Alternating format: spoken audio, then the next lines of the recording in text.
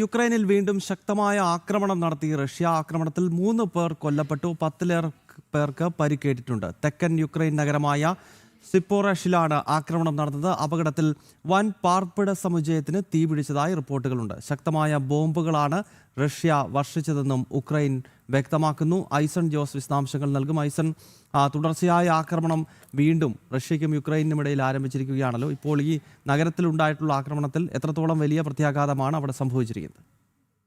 ഗൗതം, സപ്പോറിഷ്യ നഗരത്തിലാണ് വൻതോതിൽ ആക്രമണം നടന്നിരിക്കുന്നതെന്നാണ് റിപ്പോർട്ടുകൾ നമുക്ക് മനസ്സിലാക്കാൻ സാധിക്കുന്നത്. നഗരത്തിലെ ഒരു 9 നില കെട്ടിടത്തിൻ്റെ മുകളിലാണ് വലിയ രീതിയിലുള്ള ആക്രമണം നടക്കുകയും 3 പേർ മരിക്കുകയും ഒരു ഡസനിലേറെ പേർക്ക് പരിക്കേൽക്കുകയും ചെയ്തു എന്നാണ് ഇപ്പോൾ അവസാനമായി നമുക്ക് ലഭ്യമാകുന്ന റിപ്പോർട്ടുകൾ. ശക്തമായ ആക്രമണമാണ് നടന്നത്. ഈ റഷ്യയിൽ നിന്നും നിയന്ത്രിക്കുന്ന, അതായത് സ്വയം നിയന്ത്രിക്കുന്ന ബോംബുകളാണ് വർഷിച്ചത് എന്നാണ് മനസ്സിലാക്കാൻ സാധിക്കുന്നത്. അതുപോലെ തന്നെ ഡ്രോണുകളും ഉപയോഗിച്ച് ആക്രമണം നടത്തിയെന്നും അറിയാൻ സാധിക്കുന്നുണ്ട്. അതിശക്തമായ ആക്രമണം തന്നെയാണ് നടന്നത് എന്നാണ് ഇപ്പോൾ മനസ്സിലാക്കാനും സാധിക്കുന്നത്. അത്തരത്തിലൊരു ആക്രമണം ഈ 2 ദിവസമായി തുടർച്ചയായി യുക്രൈനെതിരെ ശക്തമായ ആക്രമണം തുടരുന്നൊരു സാഹചര്യമാണുള്ളത്. ഇതിന് പല രാഷ്ട്രീയ കാരണങ്ങളുണ്ട്.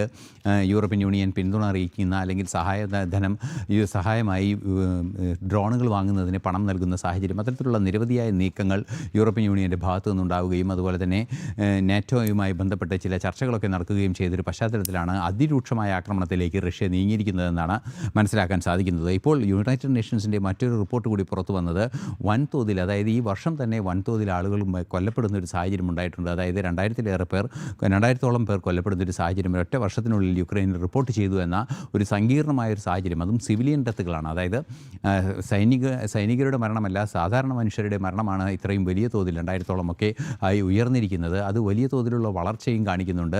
കഴിഞ്ഞ ഒരു വർഷം തന്നെയുള്ള 2 സെഗ്മെൻറ്റായി കണക്കാക്കുമ്പോൾ അത് 37% വർധനവൊക്കെ ഉണ്ടായിട്ടുണ്ട് എന്ന അതീവ ഗുരുതരമായ കണക്കുകളും പുറത്തു വരുന്നുണ്ട്. ആക്രമണം ശക്തമായി തുടരുക തന്നെയാണ് റഷ്യ.